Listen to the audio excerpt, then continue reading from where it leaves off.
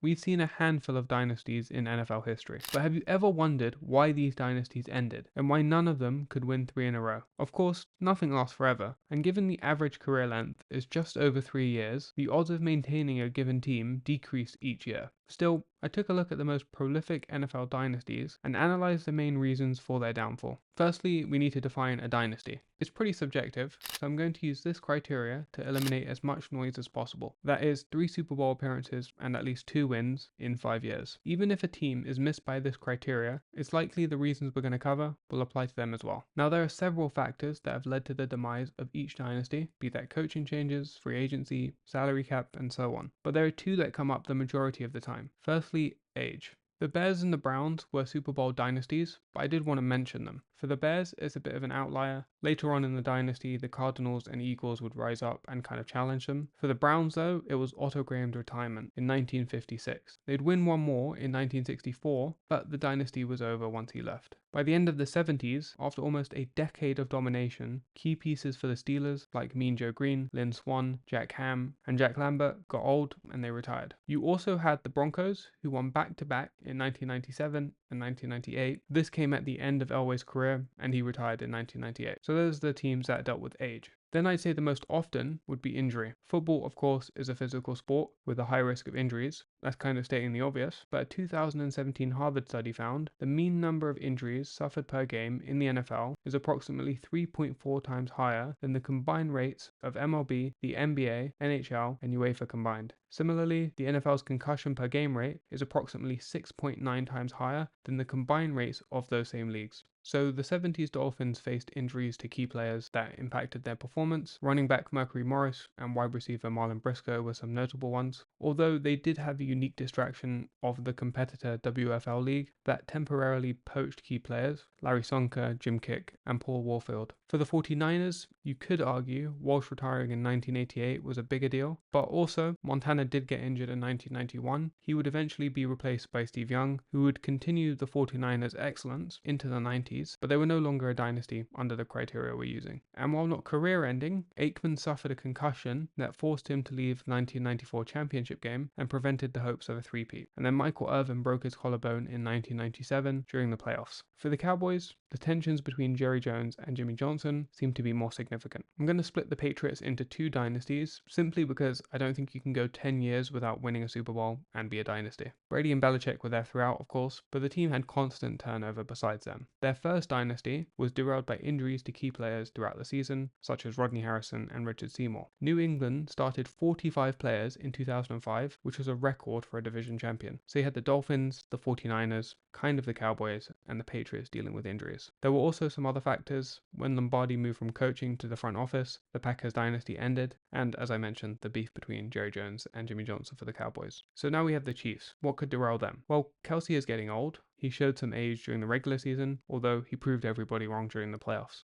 As of last year, they had the youngest defense, and they don't have too much talent on the offensive side. Obviously, Mahomes and Kelsey, they had Rashid Rice and Pacheco, but nothing outstanding. So I don't think age is a big threat. It seems like injuries are the biggest risk. You can never predict that, and you obviously don't hope for it, but that seems to be the one we're looking out for. As this athletic article put it, NFL dynasties are typically extinguished by injury and rapid athletic decline. Alright, thanks for watching.